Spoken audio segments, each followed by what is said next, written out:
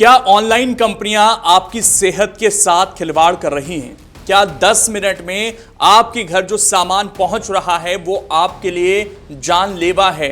आखिरकार एक धतूरा बेचना इन कंपनियों पर क्यों पड़ा है भारी?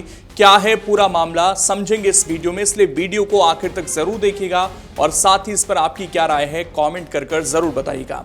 नमस्कार, स्वागत है आपका, मैं हूं आपके साथ लोकेंद्र त्यागी।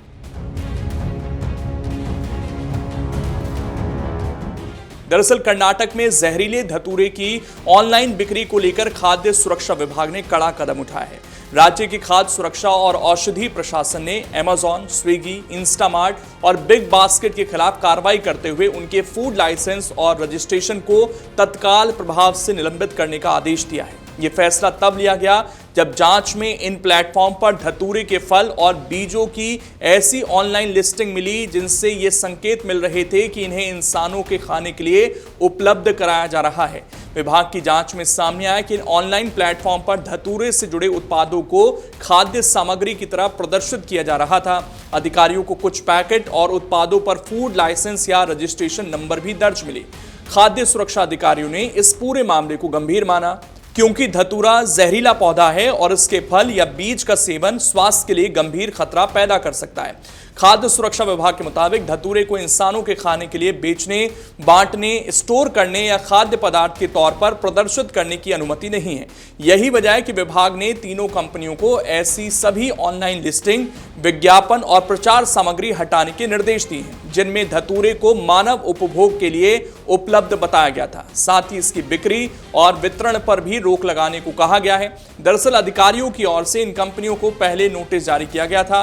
नोटिस में धतूरे से जुड़ी लिस्टिंग हटाने, उसकी बिक्री रोकने और मामले में अपना पक्ष रखने के लिए कहा गया था। विभाग की कार्रवाई के बाद सोमवार को इस मामले में सुनवाई भी हुई। सुनवाई के दौरान तीनों कंपनियों की ओर से अलग अलग जवाब और दस्तावेज पेश किए गए। अमेज़न की ओर से अब तक नोटिस का जवाब दाखिल नहीं किया गया।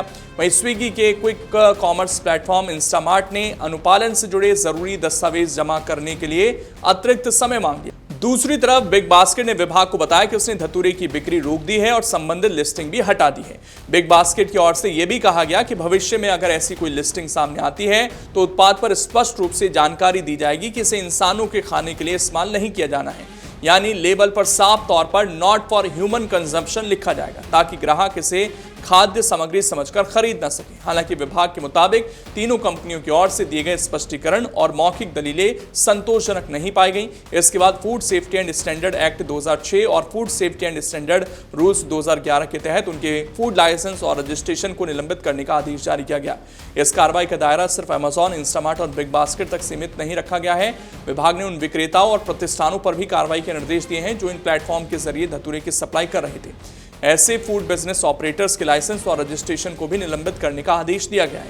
विभाग ने तीनों प्लेटफॉर्म और संबंधित कारोबारियों को साफ निर्देश दिए हैं कि धतूरे के फल या बीजों को खाद्य पदार्थ के रूप में बेचने, वितरित करने, स्टोर करने, प्रदर्शित करने या उसका प्रचार करने की गतिविधियां पूरी तरह बंद की जाएं। साथ ही कंपनियों से अनुपालन रिपोर्ट भी मांगी गई है। इस रिपोर्ट में उन्हें बताना होगा कि आदेश मिलने के बाद उन्होंने क्या कदम उठाए और प्रतिबंधित लिस्टिंग को किस तरह हटाया गया। अब विभाग आगे की कार्रवाई के लिए कंपनियों की रिपोर्ट और उनके जवाबों की समीक्षा करेगा। इसके बाद अलग अलग सुनवाई के जरिए तय किया जा सकता है कि निलंबित किए गए लाइसेंस और रजिस्ट्रेशन को बहाल किया जाए या फिर नहीं।